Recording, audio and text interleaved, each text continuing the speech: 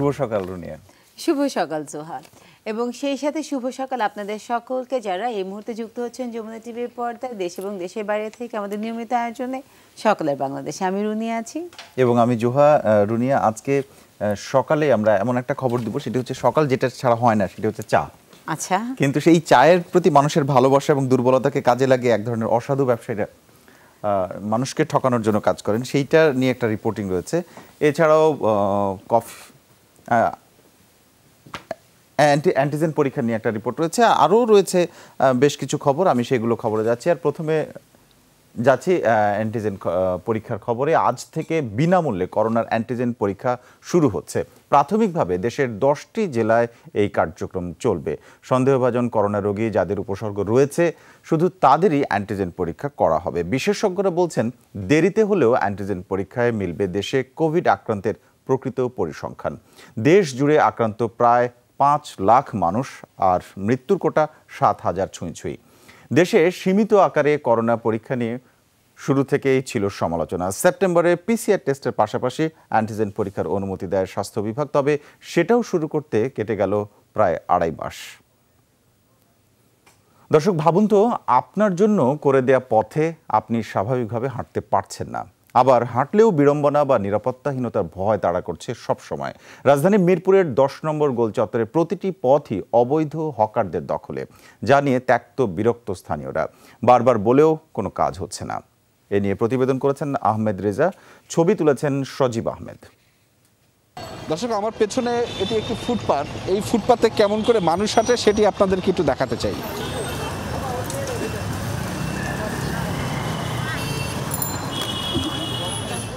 পথচারী হাঁটার জন্য পথ হলেও সেটি আর দখলে নেই তাদের। হকারদের অবৈধ দখলে মিরপুর 10 নম্বর গোল চত্বরের সবকটি মুখ। যেদিক থেকেই যাবেন, যেদিকেই তাকাবেন, পথ জুড়ে শুধুই পণ্য বেচা কেনা। কি বলে, উপদ্রবী বলা চলে। এটা দেখছি একটু শৃঙ্খলার বাহিরে। মানুষজন হাঁটে রাস্তা দিয়ে, আর ফুটপাথে হচ্ছে বাজার। সমস্যা বলতে 2টা ধাক্কা লেগেছে, আর একজনের সাথে একটু কথা কাটাকাটি হওয়ার পর্যায়ে ছিল। সে দোকানদার, তাকে বলছে একটু সাইড দিতে, সে বলল আমি নিচ দিয়ে যাইতে। পর্যাপ্ত পরিমাণে জায়গা নাই, আর এখানে মহিলা মেয়েরা সবাই থাকে, যার কারণে ছেলেদের আসতে এমনি অসুবিধা হয়। আলমগীর হোসেন গোল চত্বরে ব্যবসা করছেন বহু বছর। কঠিন করোনাকাল পার করে একরকম উপদ্রব হয়েই আবার বসছেন ফুটপাতে। কারো শরীরে গুতা লাগতেছে, কেউ আসতেছে, আর 3 দিন একদম হইতেছে, এতে নারায়ণ হচ্ছে। এখন তারা তো হাঁটতে পারে না, ঠিক আছে, তাগুলো হাঁটতে পারে না, সেই যন্ত্রণা, আর আমাকে পেটের যন্ত্রণা। টাকা পয়সা ছাড়া তার কিছু হয় না, অবশ্যই কিছু তো দিতে হয় সামান্য। আলমগীরের মতো এমন অনেকেই ফুটপাত দখল করে করছেন ব্যবসা। আমরা যদিও ব্যবসা করি এখানে, কিন্তু আমাদের মূল অংশ ফুটপাত দখল না থাকাই ভালো। মানুষের চলাচল তো একটু অসুবিধা হয়, তারপর আমার গরিব মানুষ, এখন পুলিশ এসে ভাঙচুর করে উঠায় দেয়। ফুটপাত দখলে থাকায় বিঘ্নিত হয় সাধারণের চলাচল। নারীরা ভোগেন নিরাপত্তাহীনতায়। ওখানে তো হাঁটার জায়গাও নেই ঠিক মতো, এখানে অনেক দোকান বসিয়ে রেখেছে সেজন্য। আমরা আসলে অনেক বেশি ইনসিকিউর ফিল করি, কারণ তুলনামূলক রেশিওতে ছেলের অনেক বেশি থাকে, মেয়েরা অনেক কম থাকে। সেই ক্ষেত্রে আমাদের সেফটিটা অনেক ক্ষেত্রে কমে যায় আর কি। ফুটপাত সুশৃঙ্খল রেখে হকারদের ব্যবস্থা করে দিতে পারলে তাদের ব্যবসায় আপত্তি নেই অবশ্য পথচারীদের। কোনো জায়গায় জায়গার ব্যবস্থা করে দেয়, তাহলে অবশ্যই এটা আমাদের জন্য এটা মঙ্গল হয়। তারা এক পাশে সিরিয়ালি বসতো, মানুষও তাদের থেকে কিনতে পারতো, আরেকটা পাশ ফুটপাতের হিসেবে খোলা থাকতো। রাজধানী ঢাকায় এরকম ফুটপাত দখল করে বেচা বিক্রি মোটেই কম নয়। যদিও কর্তৃপক্ষের তৎপরতায় মাঝে মধ্যে সরে যেতে হয় এই সমস্ত হকারদের, কিন্তু কদিন পরে এসেই আবার তার অবস্থান নেন আগের জায়গায়, যার ফলে ভোগান্তিতে পড়তে হয় মূলত পথচারীদের। তাই উভয়েরই দাবি, এ বিষয়টি যেন সঠিক কোনো সমাধান আসে, সে বিষয়ে যথাযথ কর্তৃপক্ষের নজর যেন আসে। আহমেদ রেজা, যমুনা নিউজ, মিরপুর, ঢাকা। দার্জিলিং গিয়ে অনেকেই কমলা লেবু খেয়েছে, নিশ্চয়ই সেই স্বাদ জিভে লেগে আছে। যদি থাকে তবে সেই স্বাদ আরেকবার পরখ করে নিতে পারেন ঝিনাইদহের মহেশপুরের রফিকুল ইসলামের বাগানে গিয়ে। বাগানি রফিকুলও চারা এনেছেন সেই দার্জিলিং থেকেই। ভালো ফলন হওয়ায় এরই মধ্যে লাভের মুখ দেখতে শুরু করেছেন তিনি।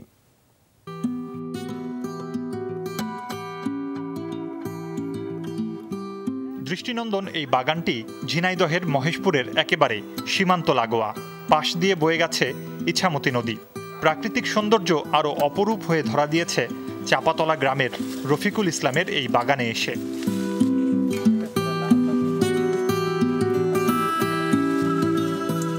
ঝাঁকে ঝাঁকে ধরে আছে কমলা লেবু। বাগানি রফিকুল জানালেন, সবই স্বাদে অনন্য। চারা আনা পশ্চিমবঙ্গের দার্জিলিং থেকে। 2016 সালে একবার ওপারে বেড়াতে গিয়ে নিয়ে আসেন 200টি চারা। প্রতি পিসের দাম পড়ে 100 টাকা করে। এরপর রোপণ করেন, চলে পরিচর্যা। গত বছর আসে ফল, আর এবার প্রায় প্রতিটিতেই কমলা ধরেছে গাছ ভরে। বছরের চারা লাগানো যায়, আপনি দ্বিতীয় বছর যে কিছু যখন 2 বছর বয়স হবে তখন আপনি কিছু সংখ্যক ফল পাবেন, 5 কেজি পেতে পারেন বা 10 কেজি, সেটা ভাগ্য। আর তৃতীয় বছর যে মোটামুটি আকারে আমার যেমন হয়েছে আর কি 30 কেজি 40 কেজি প্রতি গাছে পাবেন।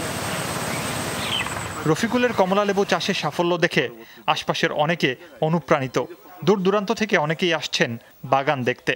বাজারে আমরা যে কমলাগুলো কিনতে পাই সেই কমলার ভিতরে যে গুণাগুণগুলো আছে তার ছাড়া কিন্তু কোনো অংশে আমাদের কমা নেই, বরঞ্চ আরও বেশি।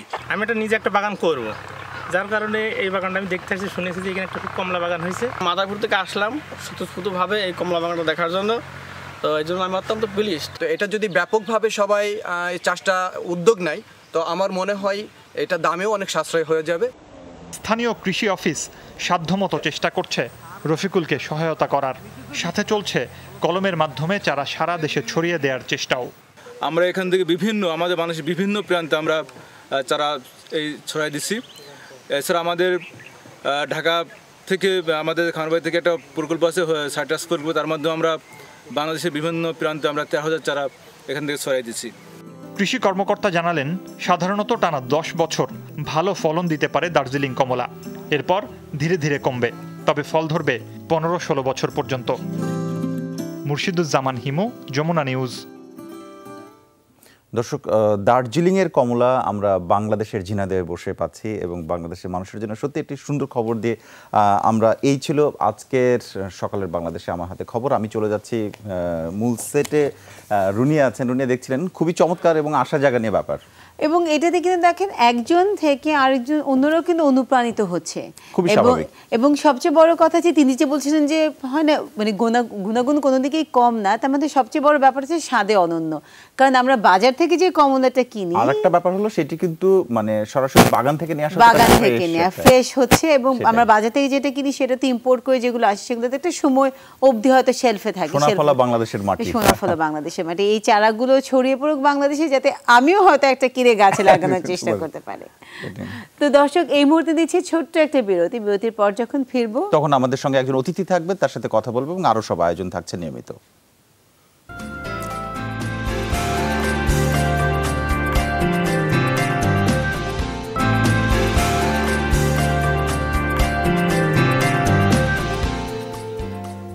বিরতির পর শক্তের বাংলাদেশ আপনাদের সবাইকে স্বাগত। রুনি আছে, সাথে আছে সোহা। দর্শক, আমাদের সঙ্গে আরো একজন অতিথি আছেন, কাজী ইমদাদুল হক। তিনি সিনিয়র পরিচালক, কৌশলগত পরিকল্পনা, ফ্রেন্ডশিপ। এটি একটি অর্গানাইজেশন। সেই অর্গানাইজেশন এবং তাদের 2 দিনব্যাপী কর্মসূচি রয়েছে, সেই বিষয়ে আমরা তার কাছ থেকে শুনবো। কাজী ইমদাদুল হক, আপনাকে স্বাগত জানাচ্ছি। ধন্যবাদ। প্রথমে জানতে চাই, আমি সোহাকে থামাচ্ছি, আপনার সকালটা শুরু হয় কিভাবে? সকালটা শুরু হয় আমি যখন সকালে ঘুম থেকে উঠি। আমি যেহেতু কাজ করি এমন একটা অর্গানাইজেশনের সাথে, ফ্রেন্ডশিপ, আমরা কাজ করি চরে এবং উপকূলীয় অঞ্চলে। তো আমার প্রায় সেখানে যাওয়া হয় এবং তাদের জীবন যাত্রা যেতে হয়। তাও সে দুর্যোগে দুর্ভোগে ওদের জীবনটা আমি দেখি। এবং আমি চট করে যেটা এখন মনে আসছে যে উপকূলীয় অঞ্চলে আমি একবার শ্যামনগর গিয়ে দেখেছি একজন ভদ্রমহিলা, ওনাকে প্রতিদিন 1.5 কিলোমিটার যেতে হয় পানির জন্য। আচ্ছা, আমি ঘুম থেকে উঠে পা বাড়িয়ে হাত মুঠোয় পানি পাই। আমার কাছে মনে হয় এর চেয়ে স্বর্গসুখ আর কি হতে পারে। সকালটা এই প্রশান্তি দিয়ে শুরু হয় যে আমার ছাদ আছে, নিচে একটা আমার আশ্রয় আছে, সবকিছু মিলে হাত বাড়ালে পানি পাই, সবকিছু আমার চারপাশে সুন্দর। এই মানুষগুলো এবং আমার সবকিছু অটোমেটেড, কিন্তু এই মানুষগুলো কোনো রকমের যান্ত্রিকতার মধ্যে না থেকে আজকে জলবায়ুর দুর্ভোগে সবচেয়ে বেশি ওনারাই পড়ে আছেন। তাই, ঠিক তাই, ঠিক তাই। অর্থাৎ এক ধরনের তৃপ্তি, আত্মতৃপ্তির কথাই আপনি বলছেন, তাই তো? একটু ফ্রেন্ডশিপ, এই অর্গানাইজেশনটা সম্পর্কে জানতে চাই। ফ্রেন্ডশিপ আজ থেকে প্রায় 20 বছর আগে রুনা খান শুরু করেন এই ফ্রেন্ডশিপের যাত্রা বাংলাদেশে। এবং তারপরে সম্ভবত ফ্রেন্ডশিপ একমাত্র অর্গানাইজেশন যে বাংলাদেশ থেকে শুরু করে আন্তর্জাতিকভাবে এখন ফ্রেন্ডশিপের ইন্টারন্যাশনাল অফিস হচ্ছে লাক্সেমবার্গ, ফ্রেন্ডশিপ ফ্রান্স আছে, ফ্রেন্ডশিপ বেলজিয়াম আছে, ফ্রেন্ডশিপ ইউকে আছে, ফ্রেন্ডশিপ হল্যান্ড আছে, ফ্রেন্ডশিপ নানা দেশে কিন্তু তার শাখা ছড়িয়েছে এবং অনেক বন্ধুরা যুক্ত হচ্ছে। শুরু করে একটি জাহাজে হাসপাতাল বানিয়ে আমাদের চর অঞ্চলে মানুষ প্রতি বছরই চরের মাটি ভেঙে যাচ্ছে, মানুষ এক জায়গা থেকে আরেক জায়গায় ছড়ছে, বাধ্য হচ্ছেন। একজন মানুষ তার জীবনে 15 বা 16 বার বাড়ি বানাতে হয়। একটা ফিক্সড কোনো স্বাস্থ্য কেন্দ্র কিন্তু সেখানে কঠিন। হাসপাতাল তখন মানুষকে ফলো করে জাহাজে করে।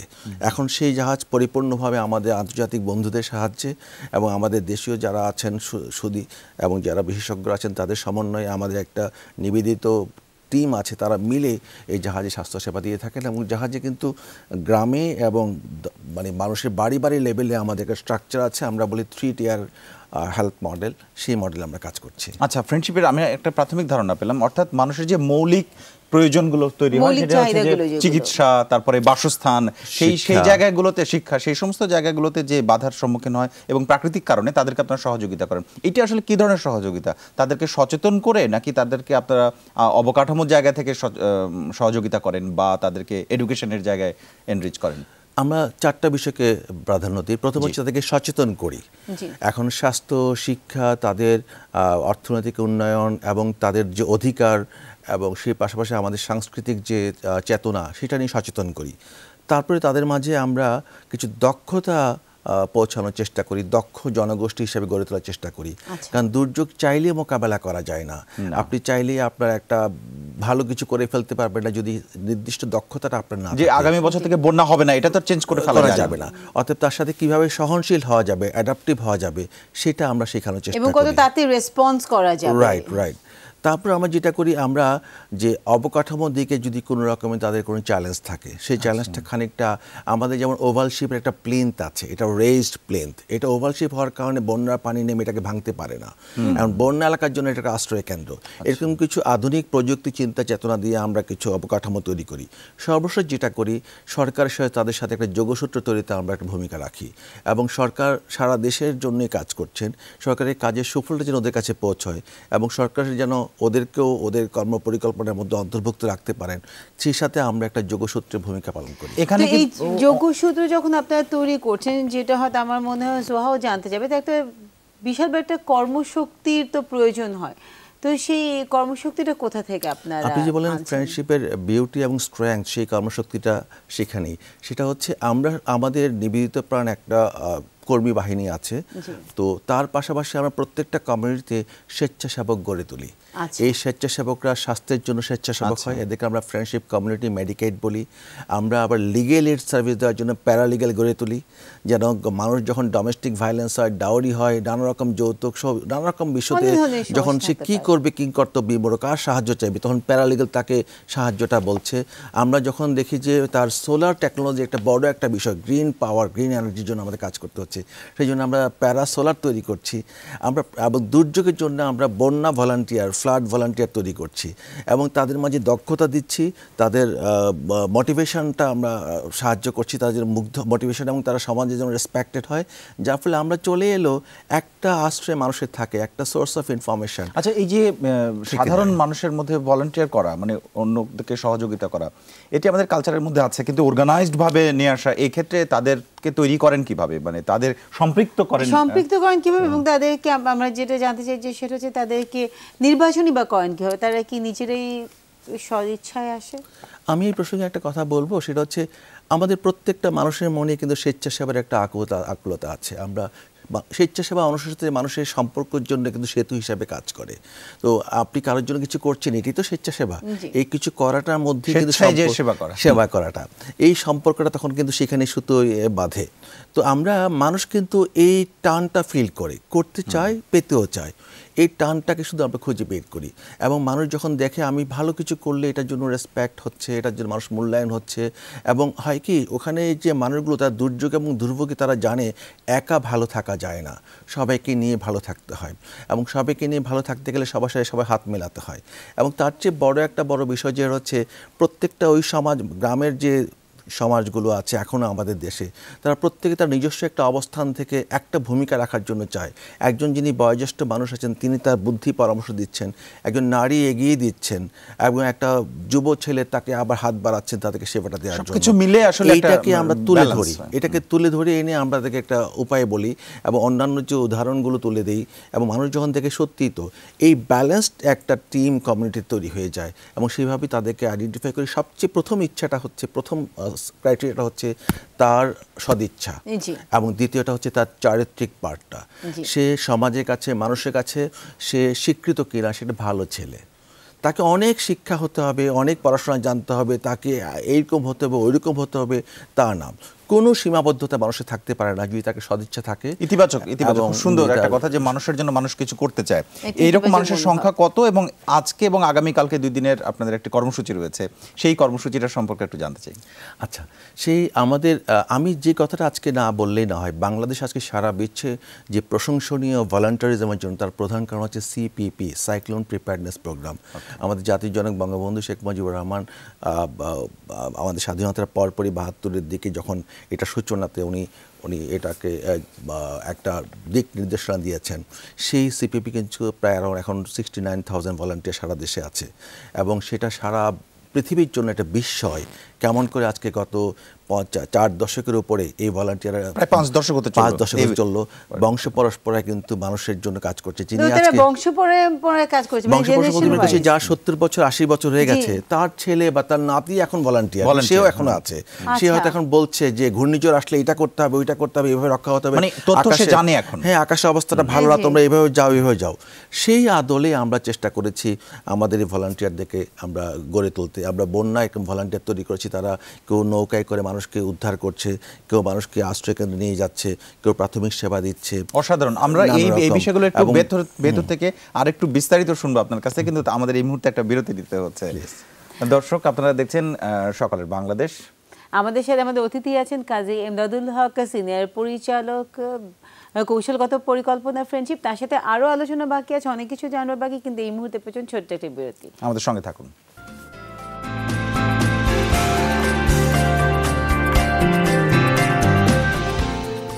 বিরতির পর সকালের বাংলাদেশ আপনাদের সবাইকে স্বাগত। রুনি আছে, সাথে আছে সোহা, এবং আমাদের সঙ্গে আছেন কাজী এমদাদুল হক, সিনিয়র পরিচালক, কৌশলগত পরিকল্পনা, ফ্রেন্ডশিপ এই অর্গানাইজেশন। আপনাকে আরেকবার স্বাগত জানাচ্ছি। আমরা খুব আলোচনার মাঝামাঝি জায়গায় ছিলাম। আজকে বিশ্ব স্বেচ্ছাসেবী দিবস, তো এইরকম একটা দিনে আপনাকে পেয়ে আমাদের আরো ভালো লাগছে। আমরা একটা অভিজ্ঞতার জায়গাটা শুনতে চাই, কারণ যেহেতু বাংলাদেশের বিভিন্ন সেক্টরে, বিভিন্ন জেলার অসংখ্য স্বেচ্ছাসেবীদের সাথে আপনারা কাজ করেন, কোনো এক্সক্লুসিভ অভিজ্ঞতা যেটা উদাহরণ দেয়া যায়। আচ্ছা, আমি বলবো যে আমার কথা যদি আপনি বলেন, আমার কৈশোর থেকে স্বেচ্ছাসেবা দিয়েই শুরু হয়েছে। আপনাদের ছোটবেলায় আমাদের পাড়ায়, মহল্লায় কচিকাচার আসর, খেলাঘর, নানা রকম শিশু সংগঠন ছিল।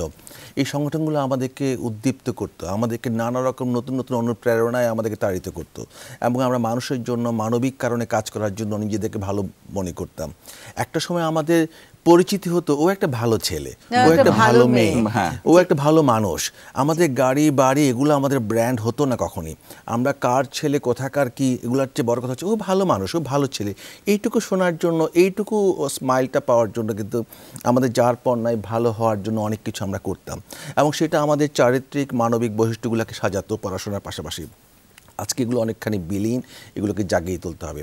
তো আমি মনে করি আজও আমাদের যারা তরুণরা আছে, কিশোররা আছে, অর্থাৎ এই অনুভূতির মধ্যে স্বেচ্ছাসেবী হয়ে ওঠার প্রবণতাটা, রাইট, তরুণ কিশোর যারা আছেন সারা দেশে, যুবরা আছেন, তাদের মনে কিন্তু সেই অনুভূতিটা এখনো আছে। আমি দেখি শুধু সেখানে হয়তো কোনো ধুলো পড়ে আছে, সেই ধুলোটা সরাতে হবে, সুযোগের অপেক্ষা। রাইট। আমি ঢাকায় যেমন প্রচুর স্বেচ্ছাসেবীদের সাথে কাজ করি, আমি রোটারি ক্লাবদের সাথে কাজ করি, লিওদের সাথে কাজ করছি, আমি scout, girl guide, red crescent, রোবার স্কাউট, সবার সাথে আমি দেখছি, কাজ করছি প্রত্যেকের, এবং বিভিন্ন বিশ্ববিদ্যালয়ের যে ভলান্টিয়ার্স গ্রুপগুলো আছে তাদের সেই ফিলিংটা আছে। আমি আপনাকে গল্প বলি, সেটা হচ্ছে চিলমারি কুড়িগ্রামের একটা উপজেলা। গত বন্যায় মলিদা নামে একটা মেয়ে, ও আমাদের ভলান্টিয়ার গ্রুপের সদস্য, তাকে আমরা ট্রেন করেছি, আর কিছুই না, শুধু ট্রেন করে একটু উদ্দীপ্ত করা, অনুপ্রেরণা করা, তাকে একটু নানাভাবে বোঝানো যে ভলান্টারিজম যদি সুযোগ হয় তোমার, is good for you, good for your community. গত বন্যায় সে যখন দেখলো বাবা চাচা সবাই ঘর ভেঙে নিরাপদ যে জায়গার জন্য ব্যস্ত, ও দেখলো ওর মা চাচি খালারা সবাই ছোট ছোট বাচ্চা নিয়ে অসহায় মতো দাঁড়িয়ে আছে, কারণ ওরা বুঝতে পারছে কিছুক্ষণ পরেই তাদের যে চটটা ভেঙে যেতে পারে। মলিদা কোনো উপায় হয়নি, ও মানে কোনো উপায় দেখছে না, চারপাশে সবাইকে খুব প্যানিক দেখছে। তখন মলিদা যেটা করলো সেটা হচ্ছে কলা গাছ কেটে ভেলা বানিয়ে সে 16 বছরের একটা মেয়ে প্রায় 45 জন নারী পুরুষকে সে নিরাপদে নিয়ে গেছে কয়েকবার করে। মলিদা কখনোই ঢাকার পত্রিকায় হেডলাইন হবে না, শিরোনাম হবে না, সে কখনোই জাতীয় পুরস্কার, কিন্তু 45 জন মানুষের জীবন বাঁচিয়েছে। আমি জানি না আমাদের যারা শুনছেন আমরা যারা এখানে আছি কয়জনের জীবন আমরা 4-5 জন মানুষের জীবন বাঁচিয়েছি কিনা, এবং ওই সময় উপস্থিত বুদ্ধিটা রেখে নিজেকে স্থির রেখে কাজটা করা, তার সাথে অন্য স্বেচ্ছাসেবীরাও যুক্ত হয়েছিল। আবার রৌমারিতে আমি আরেকজন ভলান্টিয়ার দেখেছি, মানুষ পার হয়ে আসতে পারছে না কারণ এটা ব্রিজ দেয়, অন্য সময় নৌকা দিয়ে ছোট নৌকা দিয়ে পার হয়ে আসে, এবং তারপরে পার হয়ে আসছে কোনো রকমভাবে, যদি বা পরে ওই পারে তাদের গরু ছাগল ঘরবাড়ি রয়ে গেছে, বাচ্চারা মহিলারা মানে গলা পানিতে নেমে পার হতে হয়। কয়েকজন ভলান্টিয়ার মিলে উদ্যোগ নিয়ে তারা বাঁশ ঝাড়তে বাঁশ কেটে বাঁশ দিয়ে সেতু বানিয়ে ফেললো, ওরা কারোর জন্য অপেক্ষা করলো না। এইটাই কিন্তু আমাদের শক্তি, বন্যা সাইক্লোন, এটাই আমাদের 71-এর শক্তি, এটাই আমাদের 52-এর শক্তি, এটাই 69-এর শক্তি, এটাই আমাদের শক্তি, বাংলাদেশের শক্তি। এবং আপনি এই শক্তিকে নিয়ে যদি আমরা হারিয়ে ফেলি, এই শক্তিটাকে যদি আমরা এখন ধরে না রাখি, তাহলে আগামী দিনে কিন্তু আমাদের কঠিন সত্য। এখন এসে আপনারা মানে এই মুহূর্তে বাংলাদেশের জন্য যাদেরকে অর্গানাইজ করা তাদের সংখ্যা কত, এবং তাদেরকে নিয়ে আপনার নেক্সট পরিকল্পনাটা কীরকম, মানে কোন জায়গাটাতে সবচেয়ে বেশি কাজ করতে চান? আমরা যেমন আমাদের কয়েকশো কমিউনিটিতে আমরা কাজ করি, এবং প্রত্যেক কমিউনিটিতে আমরা মানে 5 জন ছেলে 5 জন মেয়েকে নিয়ে একটা ভলান্টিয়ার্স গ্রুপ করেছি। বন্যা এলাকায়, সাইক্লোন এলাকায় যে উপকূলীয় অঞ্চলে সিপিপি ভলান্টিয়াররা আছে তাদের সাথে আমরা কাজ করছি একাত্ম হয়ে। আমরা মনে করি এখন নতুন নতুন ক্ষেত্র তৈরি হয়েছে, জলবায়ুর জন্য এখন আমাদের অ্যাডাপ্টেশনের জন্য কাজ করতে হবে। আমাদের সোলার টেকনোলজি গ্রামে গ্রামান্তরে চলে গেছে, কতজন লোক আপনি নিয়োগ করবেন, আপনি সেখানে মানুষকে পৌঁছে দেবেন। আমরা গ্রামে বন্যার সময় যখন টিউবওয়েল একটা নষ্ট হয়ে যায়, এ ঠিক করার জন্য 2 কিলোমিটার দূরে মেকানিক খুঁজতে হয়। আমরা ওই গ্রামের 2টা ছেলে মেয়েকে আমরা টিউবওয়েল সারানো শিখিয়ে দিয়েছি, যার ফলে এখন আর টিউবওয়েলের পানির অভাব হচ্ছে না। আপনি 2 দিন না খেয়ে থাকতে পারবেন, 2 ঘন্টা পানি না ছাড়া চলবে না।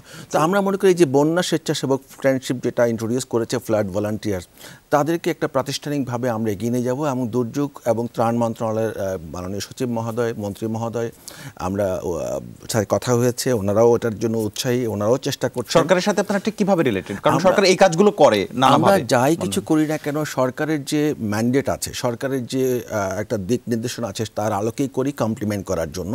আমরা শূন্যতাটা গ্যাপ করি অথবা সহভাবে কাজ করি। আরেকটা জিনিস আপনি জানতে চেয়েছিলেন আমরা কি করছি।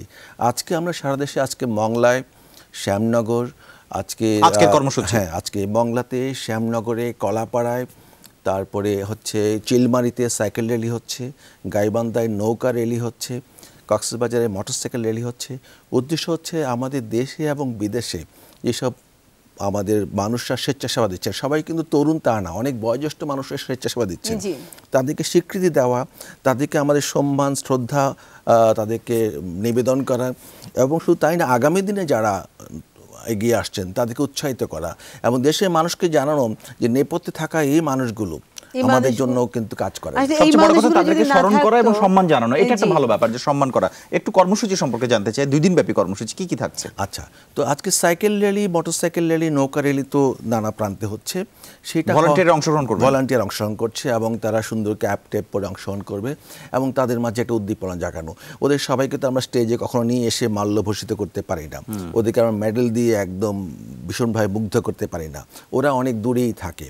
ঝড়, ঘূর্ণিঝড়, সাইক্লোন যখন আমরা নিজেদেরকে আত্মরক্ষাতে হারিয়ে যাই, ওরা তখন মাঠে থাকে এবং ঝুঁকি নিয়ে কাজ করে। এবং মজার বিষয় হচ্ছে ওই এলাকার গ্রামের মানুষগুলোকে যদি আপনি জিজ্ঞেস করেন যে তোমার বিপদের সাথীকে, উনি বড় কোনো কারোর নাম বলার চেয়ে ওই পাড়ার যে ছেলেটা বা মেয়েটা কাজ করে তার নামটাই বলবে, তাকেই আপন জানে অবশ্যই। তো এটা তাদেরকে এটা করা। আর কালকে এবং সেই ভলান্টিয়ার কিছুকে আমরা ঢাকায় নিয়ে আসছি। কালকে আমরা সিডাপ মিলনায়তনে ফ্রেন্ডশিপ এবং দুর্যোগ ও ত্রাণ মন্ত্রণালয়ের সাথে যৌথভাবে আমরা একটা অনুষ্ঠান করছি। সেই অনুষ্ঠানে আমরা ঢাকায় আমাদের যারা ওয়াটার রিসোর্স ডেভেলপমেন্ট থেকে ফরেস্ট ডিপার্টমেন্ট থেকে অফিসিয়ালরা থাকবেন, আমাদের ইউএনডিপি থেকে থাকবেন, স্কাউট থেকে থাকবেন, গার্ল গাইড থেকে থাকবেন, রেড ক্রিসেন্ট থেকে থাকবেন। তারা সবাই মিলে তাদের স্বেচ্ছাসেবার অভিজ্ঞতা শেয়ার করবেন, আগামী দিনে কী রূপকল্প করা যায় সেটা ভাববেন, এবং সেই সাথে ভলান্টিয়ারদের অভিজ্ঞতার কথা শুনবো। বাকি যারা স্বেচ্ছাসেবী আছেন তারা এটা সম্পর্কে অবগত হওয়ার জন্য এবং আগামী দিনে তরুণরা উদ্দীপ্ত হওয়ার জন্য সারা দেশে আমরা আশা করি প্রায় 1010 ভলান্টিয়ার অনলাইনে যুক্ত হবে এবং প্রায় আমাদের 10 থেকে 12টা দেশ থেকে ভলান্টিয়ার কানেক্টেড হবে। আচ্ছা, এটা তো অসাধারণ একটা আয়োজনের জন্য আমরা কালকে সবার একটা মিলন মেলার মতো তৈরি হবে আর কি। আপনাকে অসংখ্য ধন্যবাদ যে আমাদের সকালে এসে আমাদের অনুষ্ঠানে যুক্ত হওয়ার জন্য এবং আমাদেরকে সত্যি যে অসাধারণ যে যারা মাঠ পর্যায়ে কাজ করে মানুষকে অনুপ্রাণিত করার মতো কিছু কথা বলা গেছে। এবং আরেকটা জিনিস কিন্তু অনেক ভালো আলোচনা থেকে উঠে এসেছে যে সেটা কিন্তু ভলান্টিয়ার হওয়ার মানেই কিন্তু কোনো বয়সের ব্যাপার না যে আমাকে শুধু তরুণ হতে হবে তখনই আমি ভলান্টিয়ার হতে পারবো। যে কোনো বয়সে হতে পারে। আপনি যখনই কি স্বেচ্ছাসেবা দিবেন তখনই আসলে আপনি একটা বিষয় আপনারা ভলান্টিয়ার করছেন এখন, এটা খানিকটা পেশাগত। না, আমি একটা বিষয় জানতে চাই, সেটা হচ্ছে যেমন বন্যা প্রতি বছর আসে, কিন্তু করোনার মতো যে বিষয়টা সেটার সময় কিছু নিশ্চয়ই আপনারা কাজ করেছেন, কারণ এটা কিন্তু সারা বছর আসে না। আপনি শুনে অবাক হবেন, আজকে একজন আমাদের ইয়াং ভলান্টিয়ার ও শ্যামনগর থেকে আসবে, করোনা যোদ্ধা হিসাবে সে আজকে একটা অ্যাওয়ার্ড পাবে আমাদের জাতীয় প্রোগ্রামে। এবং সারা দেশে কিন্তু আমরা করোনা যোদ্ধা তৈরি করেছি। জি, আপনার প্রথম থেকেই কাজ করছিলেন। যুব ছেলে মেয়েরা আমাদের ফ্রেন্ডশিপকে আমাদের অনেকেই বলছে যে আপনারা কেমন করে মাঠে ছিলেন, সবাই তো তখন ভীত সন্ত্রস্ত ছিল। আমরা মাঠে ছিলাম এই কারণে, কারণ আমাদের শক্তি ছিল একদম মাটিতে। আমাদের প্রত্যেক গ্রামে আমাদের শক্তি আছে, প্রত্যেকটা ঘরেই কেউ না কেউ উদ্বুদ্ধ আছে। সবার সাথে আমরা ফোনে যোগাযোগ করেছি তাদেরকে, কারণ আমাদের তৈরি করা লোক আছে, সে তার গ্রামে, তার ঘরে, তার চারপাশে মানুষের জন্য হাত বাড়িয়ে, কারণ মানুষকে সচেতন করাটা একটা কাজ। শুধুমাত্র নতুন যেটা অ্যাড করেছি আমরা সেটা হচ্ছে কোভিডের জন্য আমাদের কি কি রেসপন্সিবিলিটি লাগবে, কি কি কেয়ারফুল হওয়া লাগবে, কি কি আমাদের অ্যালার্ট রেজ করতে হবে, সেগুলো শুধু আমরা রেজ করেছি। এবং কোভিডের সময় কিন্তু বন্যা হয়েছে, কোভিডের সময় ঘূর্ণিঝড় হয়েছে, মানুষ কিন্তু থেমে নেই। কোভিডের সময় মানুষ কিন্তু তাদের যারা দিন মজুর, প্রায় 70-80% দিন মজুর, তারা কিন্তু খাওয়া বন্ধ ছিল। তাদেরকে সবাইকে ভালো রাখা, এই যুদ্ধে আমরা যেটুকু পারা যায়, এটা নতুন শক্তি আমাদের সঞ্চয় হলো। নিশ্চয়ই নিশ্চয়ই নিশ্চয়ই। এবং আমরা চাই, আমরা বেশ কয়েকটি জিনিস আজকে স্পষ্ট হলাম। আজ বিশ্ব স্বেচ্ছাসেবী দিবস, সেই দিবসে যে স্বেচ্ছাসেবী যে কোনো বয়সের যে কোনো মানুষ হতে পারেন, যে কোনো পেশা থেকে হাত বাড়িয়ে দিতে পারেন এবং মানুষের জন্য কিছু করা।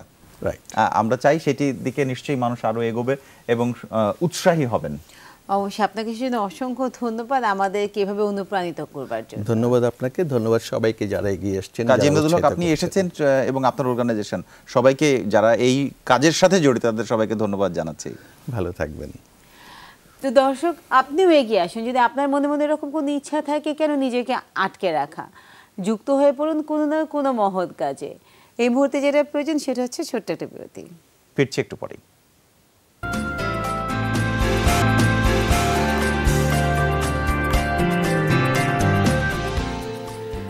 বিরতির পর সকালে বাংলাদেশ আপনাদের সবাইকে স্বাগত। জোহা আছে, সাথে আছে রুনি এবং আছে পত্রিকার পাতা।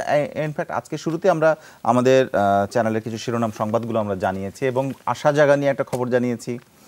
সেটা হচ্ছে যে অ্যান্টিজেন হয় না টেস্ট, যেটা আমাদের শুরু হতে যাচ্ছে। আশা জায়গা নিয়ে খবর জানিয়েছি। একই সাথে দুঃখজনক খবর থাকে, কারণ খবর মানে সুসংবাদ এবং দুঃসংবাদ দুটোই থাকে। যখনই চায়ের কথাটা, চায়ের চাতুরি আমার মনে পড়ছে, ততবারই আমি চায়ের কাপের দিকে তাকাচ্ছি। এটার জন্য আমার মনে হয় কি রুনি, আমাদের সবার সচেতন হওয়া দরকার। অবশ্যই। সবচেয়ে বড় কথা, আজকে আমাদের যিনি অতিথি ছিলেন সেই বিষয়টি আমার ভালো লাগে যে আমরা কিন্তু সবাই মানুষের জন্য কেউ না কেউ কিছু করতে পারি এবং এই গুণাবলী কিন্তু আমাদের মধ্যেই আছে। এবং অনেক সময় দেখা যায় যে বিপদে কিন্তু কমিউনিটি সবার আগে এগিয়ে আসে। তো সবার আগে সেটা কমিউনিটিকেই আসলে হয় না, সেই জন্য তৈরি করা প্রয়োজন যে আমার নিজের মহলে কারা আছে এই কাজটা করতে পারে, অথবা আমার বন্ধু মহলে কারা আছে, বা আমার স্কুলে কারা আছে তারা যখন কাজটা করতে পারে। তথ্য আদান প্রদান করলে আসলে তথ্যের গুরুত্ব বাড়ে। আমরা কিছু তথ্য আজকে জানাতে চাই এবং সেটি হচ্ছে আজকের খবরগুলো পত্রিকা থেকে। আমার হাতে দৈনিক যুগান্তরের প্রথম পাতায় আমি খবরগুলো পড়ছি। ভাষণচরে প্রাণের উৎসব। আপনারা জানেন যে নতুন ঠিকানায় 1642 জন রোহিঙ্গার প্রথম দলের মধ্যে এসেছে এবং স্বেচ্ছায় এসে অস্থায়ী আবাসনের পরিবেশ দেখে তারা আনন্দিত। বাম পাশে প্রথম কলামে এসেছে রোহিঙ্গা বিষয়ে পররাষ্ট্র মন্ত্রণালয়ের একটি বক্তব্য, ভাষণচরে আশ্রয় পেলেও নিজ দেশ মিয়ানমারেই ফিরতে হবে এটি। এবং ডান পাশে জাতিসংঘের বিশেষ অধিবেশনের প্রধানমন্ত্রী, সাশ্রয়ী মূল্যে সবার জন্য ভ্যাকসিন নিশ্চিত করুন, প্রধানমন্ত্রীর একটা আহ্বান। রেকর্ডেড বক্তৃতায় তিনি এই বক্তব্য রেখেছেন। তার নিচের দিকে আমরা পাচ্ছি আর্থিক প্রতিষ্ঠান আইন সংশোধন হচ্ছে, পরিচালকদের ক্ষমতার লাগাম টানা হবে, বাংলাদেশ ব্যাংকের কর্তৃত্ব বাড়বে, পূর্ণাঙ্গ আইন প্রণয়ন হবে। এবং বিজয়ের 49 বছর এই বছর চলছে এবং চলছে ডিসেম্বর মাস, সেটি নিয়ে একটি খবর। বিমান হামলায় দিশেহারা পাক বাহিনী, আজকের দিনের একটি খবর রয়েছে। এবং 100 দিন মাস্ক পরতে বলবেন বাইডেন। আমি যাচ্ছি শেষ পাতায়, এটি প্রথম পাতার খবরগুলো আমি পড়ছিলাম। শেষ পাতায় রয়েছে সহজ হবে মুন্সিগঞ্জ ঢাকা নারায়ণগঞ্জ যোগাযোগ, পঞ্চবটি মুক্তারপুর সড়কে এলিভেটেড এক্সপ্রেসওয়ে। এবং বামে রয়েছে সড়কে এক পরিবারে 6 জন সহ নিহত মোট 26। এটি খুবই দুঃখজনক, গতকালকে একদিনে এই দুর্ঘটনা ঘটেছে এবং সবচেয়ে বড় কথা একটি পরিবারের 6 জন চলে গেছে। খুবই খুবই দুঃখজনক একটি বিষয়। অসংখ্য ধন্যবাদ সোহা। আমার হাতে আছে সমকাল থেকে যে খবরগুলো আপনাদেরকে পড়ে শোনাতে চাই। প্রথমেই তারা বড় করে শিরোনাম করেছে নতুন আবাসে রোহিঙ্গারা। প্রথম দফায় 7 জাহাজে 1642 জনকে ভাষান্তরে স্থানান্তর। এবং তার পাশে যে খবরটি আছে সেটা হচ্ছে জাতিসংঘের বিশেষ অধিবেশনে প্রধানমন্ত্রীর ভাষণে তিনি বলেছেন সাশ্রয়ী মূল্যে সবার জন্য ভ্যাকসিন নিশ্চিত করুন। ভ্যাকসিন নিতে হবে না ভ্যাকসিন নিতে হবে করোনা জয়ীদেরও। আসলে যদি খবরটি এরকম হতো যে ভ্যাকসিন নিতে হবে না করোনা জয়ীদেরও, তাহলে তো অনেকটাই স্বস্তির হতো। সংক্রমণ বাড়ছে, স্বাস্থ্যবিধি মানার প্রবণতা কমছে, 10 জেলায় অ্যান্টিজেন পরীক্ষা আজ থেকে শুরু। এবং নিচের দিকে যদি খবরগুলো দেখি সেখানে ময়লা থেকেও টাকা তোলেন কাশেম। ডিএনসিসি 8 নম্বর ওয়ার্ড সমকালের আয়নায় বিতর্কিত কাউন্সিলরের ধারাবাহিক যে প্রতিবেদন চলছে তার মধ্যে আবুল কাসেম মোল্লাকে নিয়ে খবরটি এখানে করা হয়েছে। এবং যদি শেষের পাতায় চলে যাই সেখানে যে খবরগুলো আছে সেটা হচ্ছে চাঁদের বুকে স্থাপিত চীনের পতাকা। চাঁদে এবার চীনের পতাকা, এইটা একটি খবর আছে। তার সাথে হচ্ছে তরুণ পল্লবের এক যুগ, একটি চন্দ্রবিন্দুর ভূমিকা। এবং দুর্ঘটনায় সবশেষ মানিকগঞ্জে একই পরিবারের 6 জন সহ বিভিন্ন স্থানে সড়ক দুর্ঘটনায় গতকাল নিহত হয়েছেন 26 জন। এই ছিল আমার হাতে সমকাল। সবগুলো খবরের মোটামুটি কাছাকাছি। তবে আজকের সকালটা প্রথম ভাষণ চরে হলো এতগুলো রোহিঙ্গার এবং তাদের কিন্তু খুব অনিশ্চিত ছিল যে তারা যাবে কি যাবে না। তারা কিন্তু খুব একটা কনফিডেন্ট ছিল, কিন্তু যাওয়ার পরে তারা কিন্তু স্বস্তির কথা বলেছেন এবং সরকার এটা নিয়ে বেশ কয়েকটি রিপোর্ট রয়েছে সবগুলো পত্রিকায়। এই দৈনিক ইত্তেফাক এখন আমার হাতে, আমি দেখছি দৈনিক ইত্তেফাকের পড়ে শোনাচ্ছি। সেখানেও একই খবর, ভাষণ চরে রোহিঙ্গা বসতি শুরু। নোয়াখালীর এই দ্বীপচরে গতকাল পৌঁছেছে 1642 জন রোহিঙ্গা। স্বাস্থ্য পরীক্ষা শেষে পেয়েছে নতুন ঘর, উন্নত বসবাসের সুযোগ পেয়ে খুশি অনেকে। তারা কিন্তু যাবার পরেই প্রতিক্রিয়া জানিয়েছে এবং তারা প্রত্যেকেই খুশি। এবং এটি নিয়ে একটি আহ্বান রয়েছে সরকারের, সেটি বলা হয়েছে রোহিঙ্গা স্থানান্তরকে ভুল ব্যাখ্যা না করার আহ্বান সরকারের। অবশ্যই কারণ এটি পরিষ্কার করে দেয়া যে এটি স্থানান্তর, পরবর্তীতে তারা আবার মিয়ানমারে ফিরে যাবেন, এটি প্রাথমিক এই সময়ের জন্য। আর বাম পাশে একটি বক্স খবর রয়েছে হোসেন শহীদ সোহরাওয়ার্দীর আজকে মৃত্যুবার্ষিকী এবং এটি 57তম। আর প্রধানমন্ত্রীর যে বক্তব্য সেটি হচ্ছে করোনা মোকাবেলায় আরও সহযোগিতার আহ্বান। প্রধানমন্ত্রীর ইউএনজি এর 31তম বিশেষ অধিবেশনে এই বক্তব্য রেখেছেন তিনি। অসংখ্য ধন্যবাদ জোহা। আমার হাতে আছে দ্য ডেইলি স্টার যে খবরগুলো আপনাদেরকে পড়ে শোনাতে চাই। Refugee relocation don't undermine or misinterpret the genuine efforts. এবং তার সাথে আছে new homes new hope for Rohingyas. এবং আরেকটা হচ্ছে government moves to resume probe. এই ছিল আমার হাতে ডেইলি স্টার থেকে কিছু খবর। আমি এবারে দৈনিক জনকণ্ঠ পত্রিকায় যাচ্ছি এবং সেখানেও কিন্তু একই খবর এসছে এবং তারা রোহিঙ্গার খবরটাকে নিচে নিয়ে ওপরে নিয়েছে ভ্যাকসিন চাই সবার জন্য।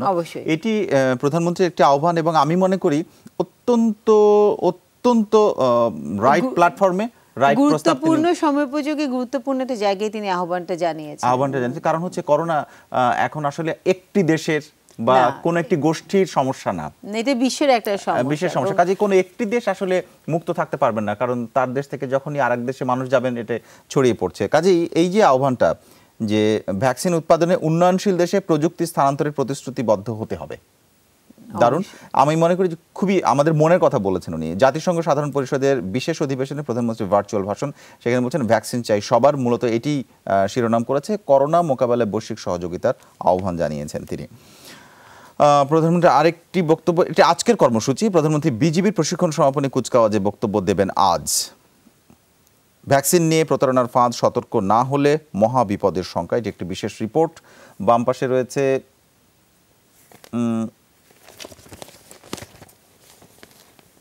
রোহিঙ্গার খবরটি দিয়ে যেতে চাই, বক্স করে প্রথম পাতায় দেওয়া হচ্ছে ১৬৪২ জন রোহিঙ্গা এখন ভাষাঞ্চরে। এই খবরটি আসলে সকল পত্রিকা করা হয়েছে, কিন্তু এই খবরে তিনটি সাব খবর রয়েছে। ভাষাঞ্চরের দৃশ্যপট বদলে গেল, কারণ জনশূন্য ছিল, জি এখন এবং যেভাবে তারা পুরো অবকাঠামো সেখানে তৈরি করেছে এবং বলা হচ্ছে যে ওখানে মানে 23টা ভলান্টিয়ার এনজিও সেখানে কাজ করছে। আমার ওখানে যেতে ইচ্ছা করে, দেখতে যে অসাধারণ এনজিও কাজ করছে এবং তারা বলছে যে বাড়িতে বাড়িতে তারা খাবার থেকে শুরু করে সবকিছু আসলে পৌঁছে দেবে। তো এই মুহূর্তে তাদের জন্য আসলে সবকিছু, তবে কৃষি নির্ভর জীবনযাপন করার জন্য তাদেরকে অবকাঠামো তৈরি করা হয়েছে, তারা যেন থাকতে পারেন এবং কাজ করতে পারেন। কিন্তু সেটাকে কিন্তু আবারও বারবার বলা হচ্ছে don't miss interpret or undermine the effort. Right miss interpret করার কোনো সুযোগ নেই। তবে ১৬৪২ জন গেছেন এবং আরেকটি খবর, এটিও সুখকর, সেটি হচ্ছে যাওয়ার অপেক্ষায় আরও ২৫০০, অর্থাৎ এর থেকে প্রায় ডাবল, দ্বিগুণের কাছাকাছি। আবাসন ব্যবস্থা দেখে মুগ্ধ রোহিঙ্গারা। সেনা এবং নৌবাহিনী জাহাজের সুখময় যাত্রা, স্বেচ্ছায় শঙ্কামুক্ত জীবনযাত্রায় আগ্রহ বাড়ছে, এটা রোহিঙ্গাদের বিষয়। এবং সবচেয়ে বড় কথা, তাদেরকে একটা নিরাপদ আবাসন এবং নিরাপদ জীবন কিন্তু আমরা এখানে নিশ্চিত করতে পারছি। কারণ তারা যে ভীতি থেকে হয় মিয়ানমার থেকে এসেছিল, যেভাবে তাদেরকে দেশ ত্যাগ করতে হয়েছে, সেখান থেকে যে এখন তারা একটা স্বস্তির জায়গায় আছে, সেটাই কিন্তু আমাদের জন্য সবচেয়ে বড় তাদেরকে দেয়া। কিন্তু দিনের শেষে বাড়িতে ফিরে যেতেই। অনেক ধরনের খবরের মধ্যে আমরা থাকি, আমরা সড়ক দুর্ঘটনার খবর জানিয়েছি, কিন্তু একটা সুখের খবর দিতে 10 বছরে ইলিশ উৎপাদন দ্বিগুণ হয়েছে বাংলাদেশে এবং গড় ওজন বেড়েছে ৩৫০ গ্রাম। আমাদের ছোট্ট একটা প্রচেষ্টা, ছোট্ট একটু নিয়ম মেনে চলাই কিন্তু আসলে আমাদের ভবিষ্যৎকে উজ্জ্বল করে। ঝাটকা নিধন যখন থেকে বন্ধ হয়েছে তখন থেকে কিন্তু দেখা যাচ্ছে ইলিশের উৎপাদন বেড়েছে এবং 10 বছর পরে গিয়ে সেটা একটা সত্যি পজিটিভ দিকে এসে দাঁড়িয়েছে। তো ঠিক সে একইভাবে আপনি আপনার জীবনে একটা ছোট্ট পদক্ষেপ আজকে যেটা নিচ্ছেন সেটা তো খুব সামান্য মনে হতে পারে, কিন্তু দীর্ঘ পথ চলায় সেটা যখন ফিরে তাকাবেন তখন মনে হবে সেটাই সবচেয়ে যৌক্তিক ছিল। আমাদের জীবনের প্রতিটি দিন কাটুক দেশ এবং দেশের মানুষের জন্য, এরকম একটা শুভ কামনা জানিয়ে আজকের দিনটা শুরু হোক। আজকে সারাদিন আপনার ভালো কাটুক। এই মুহূর্তে বিদায় নিচ্ছি, ভালো থাকবেন, শুভ সকাল। শুভ সকাল।